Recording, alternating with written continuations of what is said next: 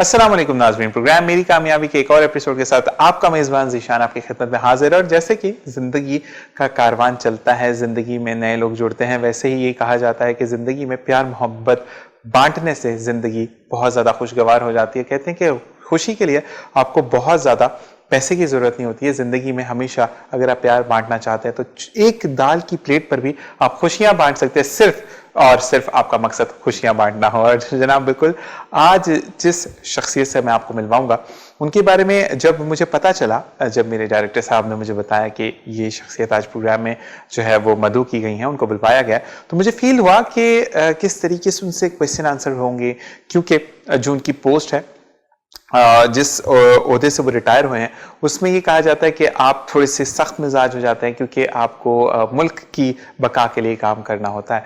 लेकिन जब इन से मेरी मुलाकात हुई, मेरी बात हुई और जब मैंने इनको जाना तो बहुत हलीम व तबाह तबीयत के इंसान है जी। और साथ साथ मुझे ये फील हुआ, जो कि मैं ये चीज़ें पूछूंगा, ऑफ द ईयर बात ज़्यादा नहीं हो सकी, ऑन द ईयर बात करेंगे कि हम जो बंदे के बारे में सोचते हैं या समझते हैं वो सही होता है या नहीं। तो मुझे इनके बारे में ये फील हुआ कि अपनी जो जितना भी इनका इलाका था जहाँ पे ये लीड कर रहे थे, वहाँ पर लोग जो हैं वो इनसे आके प्रॉब्लम शेयर करते थे या नहीं करते थे।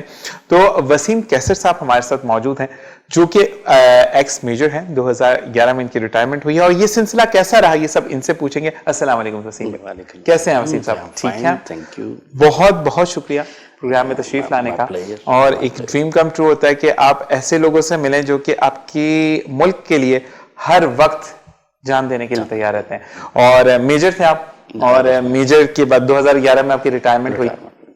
ये सारी चीजें पूछेंगे और हम स्टार्ट करते हैं जब आप अपने होश की जिंदगी में आए थे। क्लास 7th 8th से स्टार्ट करते हैं। तो ये बताएं कि 7th 8th से जो मिजाज होता है वो थोड़ा सा आपका पुख्ता होना शुरू हो जाता है। तो मुझे ये बताइएगा वसीम साहब कि आप सख्त तबीयत के मालिक थे, हलीम तब्बा थे, या कॉम्प्रोमाइजिंग आपकी लाइफ में बहुत ज्यादा रहा है? ऐसे कि 7th 8th का जो ज़माना है वो आपकी ट्रांसफॉर्मेशन हो रही होती है, एक बचपन से लड़कपन की तरफ और लड़कपन से जवानी की तरफ। ये उसके बीच की स्टेज है, ये हिचकोले ले रही होती है जवानी तो उसमें ये मेकिंग और ब्रेकिंग स्टेज है। सही। तो इस एज में मैं स्पोर्ट्स की तरफ ज़्यादा मेरा ध्यान था। सही। और मेरे साथ बड़े अच्छे दोस्त, अच्छे स्पोर्ट्समैन वो हम चले।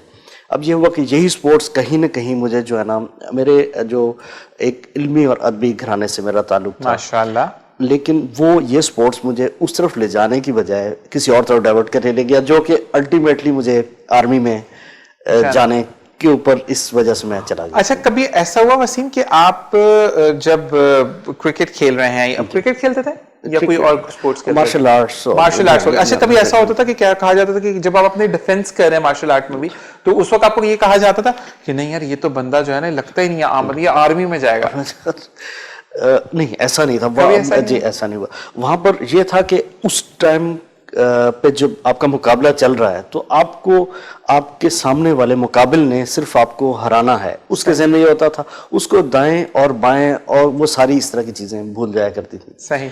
और मेरा आर्मी में जाने का भी एक ट्रेंड ये बना कि एक मेरे दोस्त जो कि आर्मी में जाना चाहते थे, उनके साथ मुझे आर्मी सिलेक्शन सेंटर जाने का इत्तेफाक हुआ और जिनको मैं लेकर गया वो तो रह गए। सही। और आई वाज सिलेक्टेड।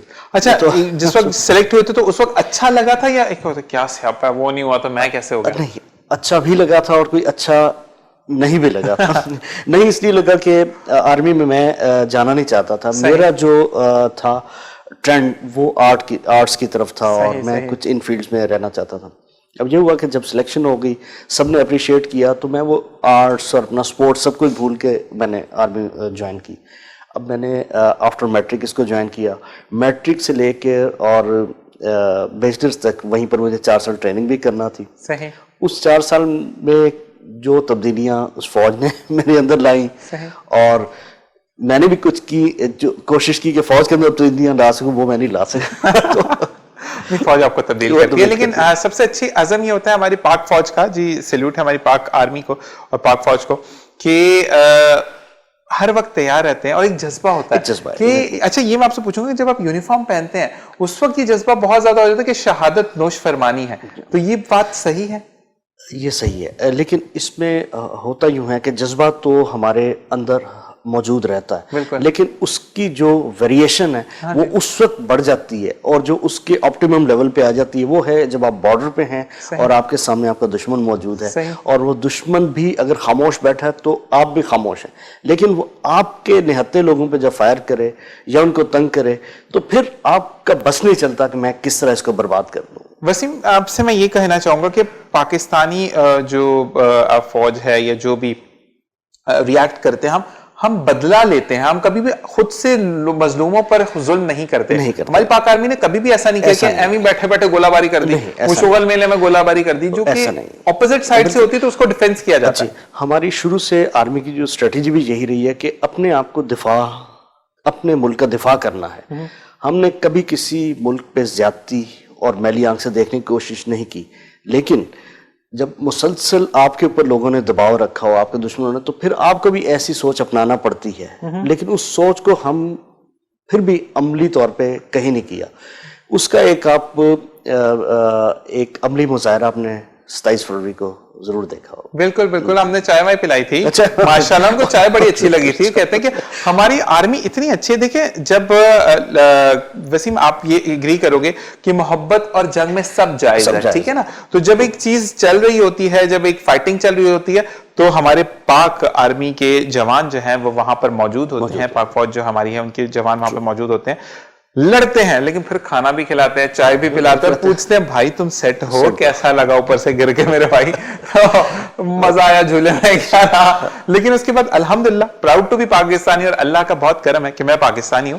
اچھا جی, ہم چلتے ہیں آپ کی 7th 8th سے جو ہے وہ آپ کا گروئنگ ایج سٹارٹ ہو جاتی ہے. تو اس وقت میں اگر میں وسیم کو پوچھوں تو وسیم جو تھے وہ چیزوں کے لیے ضد کرتے تھے یا نہیں, سیٹل ڈاؤن بچے تھے کہ نہیں ٹھیک ہے ابھی نہیں ملا بعد میں مل جائے گا, یا ہو سکتا ہے فیملی والوں کا کچھ پرابلم ہو جس وجہ سے وہ ایک دم نہیں چیز کرے لیکن ہو جائے گی, یا نہیں ابھی آن دا اسپاٹ چاہیے چیز؟ نہیں, میری قطعاً ضدی طبیعت کبھی نہیں رہی. مجھے جو ملا جیسا ملا اس کو ایکسیپٹ کر لیا کہ یہ میری ڈیسٹینی ہے اور اسی پہ میں نے گزارا کرنا. ماشاءاللہ, وہ تو آپ کی شخصیت سے پتہ لگ رہا ہے, کیونکہ میں نے سٹارٹنگ میں ایک بات بولی تھی کہ آپ نے میرا ویژن چینج کر دیا.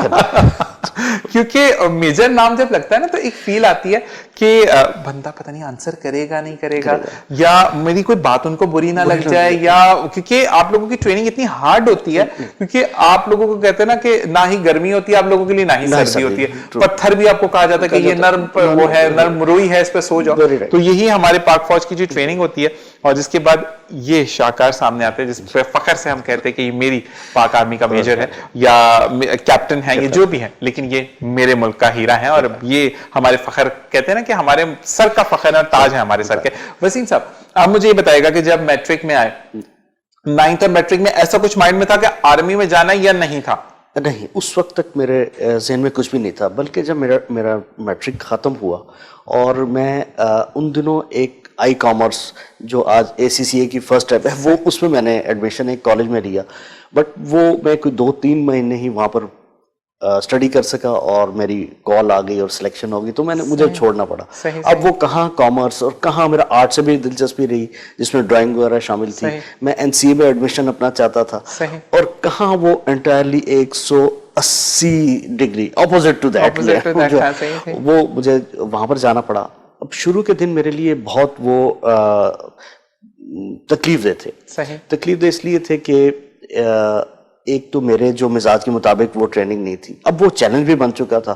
اسی دوران میرے والد کی وفات بھی ہو گئی اور اس میں اور ڈسٹرب ہوا. اب میرا چیلنج وہ ڈبل ہو گیا تھا, لیکن اس کو میں نے چیلنج کو چیلنج لیا کہ نو, اب میں آ چکا ہوں, دس از مائی ڈیسٹینیشن, دس از مائی ڈیسٹینی, اسی کو میں نے کراس کر. اچھا چلیں, آپ نا کچھ ہم روٹین سے ہٹ کے سوال کریں گے, کیونکہ جب آپ کی ڈیفنس فورس کے بندے آپ کے سامنے بیٹھے ہوتے ہیں تو جذبات ڈفرینٹ ہو جاتے ہیں, آپ بھی جاننا چاہیں گے. تو مجھے یہ بتائیے گا کہ جب پہلا دن ہوتا ہے, گھر سے سامان اٹھایا جاتا ہے, کیونکہ پھر آپ ہاسٹل میں چلے جاتے ہیں, وہیں پر رہتے ہیں, کیمپنگز ہوتی ہیں آپ کی, وہیں پر آپ رہتے ہیں, تو پہلا دن یاد ہے کہ تکلیف دہ تھا, گھر سے روتے ہوئے گئے تھے, بڑے ہیپی گئے تھے کہ نہیں جی میں تو جا رہا ہوں, پاک آرمی میں جا رہا ہوں؟ وہ دن تھوڑا سا نا ایک اپنے اندر ایک ڈپریشن سے لیے ہوئے تھا. صحیح. کیونکہ میں کبھی لائف میں اس طرح باہر اپنے گھر سے نہیں آیا. صحیح. اور آخری ٹائم پہ مجھے گیٹ تک چھوڑنے میرے والد ساتھ آئے, ان سے میرے آخری جو گلے ملے اور اس کے بعد چلے حق کیا, اور وہ دن بھی کچھ ایسا تھا کہ گھنے گہرے کالے بادل چھائے ہوئے تھے, ایک ڈپریشن کی سی کیفیت تھی. اندر جانے کے بعد جو ٹریٹمنٹ میں لی اور وہ بڑی سخت قسم کی تھی, تو اس نے تھوڑا اچھی فیلنگز نہیں دی, خوفزدہ کی دیا. پھر مجھے شروع سے ذرا لمبے بال رکھنے کا بھی شوق تھا, اور وہ جب انہوں نے بال بھی کاٹے تو میں نے اپنے آپ کی اپیرنس دیکھی تو اس نے اور مجھے ڈپریس کیا. یوں جو ہے نا میں نے وہ اپنا پہلا دن سٹارٹ لیا, اور پھر پہلا دن بھی ایسا تھا کہ صبح 3:30 اور 4 کے بیچ میں جگا دیا جائے اور آپ کو کہا جائے کہ باہر کھڑے ہو, باہر سردی بھی ہو. ایسی سردی آپ نے کبھی دیکھی نہیں. وہ ایک انتہائی تکلیف دہ دن تھے, وہ مجھے پہلے دن کی یاد آپ نے کروا دی اور میں انہی فیلنگز میں چلا گیا. نہیں تو اچھا, جب آپ کو کھڑا کیا گیا تھا کہ آپ جب گھر سے جا رہے ہوتے ہیں تو سم ہاؤ آپ اسپوائلڈ چائلڈ ہوتے ہو, آپ کبھی بھی ویل مینٹین بچہ نہیں ہوتا. امی کے ہاتھ سے کسی بھی وقت آپ کھانا مانگ لیتے ہیں, آپ کو کسی بھی وقت بھوک لگتی ہے, کہتے ہیں کہ آپ نے آن ٹائم کھانا کھایا لیکن رات میں بھی بھوک لگی تو ماں بنا کے دیتی ہے. تو پھر اس پہ ایک پہلا دن جب صبح بولا گیا کہ ناشتہ اتنے بجے فکس ہوگا, اس کے بعد ناشتہ نہیں ملے گا, تو کچھ فیلنگ آئی تھی نیگیٹو؟ اور چونکہ ہم آرمی میں جانے کے بعد ایک گروپ میں, جس کو ایک پلاٹون کہتے ہیں, 30 سے 35 لوگوں کا گروپ ہوتا ہے, اس میں ڈیوائڈ کر دیا جاتا ہے, 300-400 لوگ آتے ہیں. اب جو میری پلاٹون تھی اس میں جنرلز کے بچے بھی تھے اور ہم جیسے نان آرمی فیملی سے بھی تھے. اچھا, اب اگر وہ لوگ جنہوں نے اس سے بہت لگزوریس لائف بھی گزاری ہے وہ اس چیز میں اپنے آپ کو اڈاپٹ کر رہے تھے, تو پھر میں نے ان سے لرن کیا کہ نہیں, ان کو کوئی پرابلم نہیں ہو رہی تو why should I be the one. تو اس کے بعد میں نے ان کو دیکھ کر اپنے آپ کو ایڈجسٹ کیا. اچھا مجھے یہ بتائیے گا کہ پہلے دن وہ رسیاں ٹپا دیتے ہیں یا نہیں, نارمل شروع ہوتا ہے؟ پہلے دن نہیں, وہ اس میں 3 سے 4 ماہ لیتے ہیں, لیکن وہ شروع کہیں نہ کہیں کرواتے ہیں. پہلے وہ آپ کی جسمانی بیرنگ ٹھیک کرتے ہیں کہ جس انداز سے ان کا کھڑے ہونے کا انداز ٹھیک ہے, ان کا مینرزم ٹھیک کیا جائے اور ان کو ڈسپلن ٹھیک کیا جائے. اس کے بعد آگے ٹریننگ کی طرف جاتے ہیں. نہیں تو آپ کو جب پہلی دفعہ کچھ نیگیٹو کمنٹس ملے تھے کہ صحیح طریقے سے کھڑے ہو, یہ پوسچر صحیح نہیں ہے, یا چلنے کا انداز, ایسا کچھ ہوا تھا؟ بالکل ملتا تھا, لیکن وہ صرف میں اکیلا نہیں تھا, تو اس لیے مجھے اس میں اس طرح فیلنگ نہیں آتی تھی کہ میرے جیسے بہت سارے ہیں جو ان باتوں کو جھیل رہے ہیں. اچھا یہ بتائیں کہ ڈسپلن بہت زیادہ آپ کو سکھایا جاتا ہے, تو جب پہلا ناشتہ کیا تو اس وقت یاد آئی تھی امی کی, یا نہیں وہاں پر بہت اچھا ناشتہ تھا, بہت لگژری ناشتہ تھا, یا نہیں ایک فیل ہے کہ نہیں امی کے ہاتھ کے پراٹھے اور چائے؟ ناشتے پہ تو نہیں جاتے کیونکہ ناشتے کا ٹائم سپین کم ہوا کرتا تھا. اس کے بعد کلاسز میں پہنچنا, اس سے پہلے ڈرل بھی کرنا, پی ٹی بھی کرنا.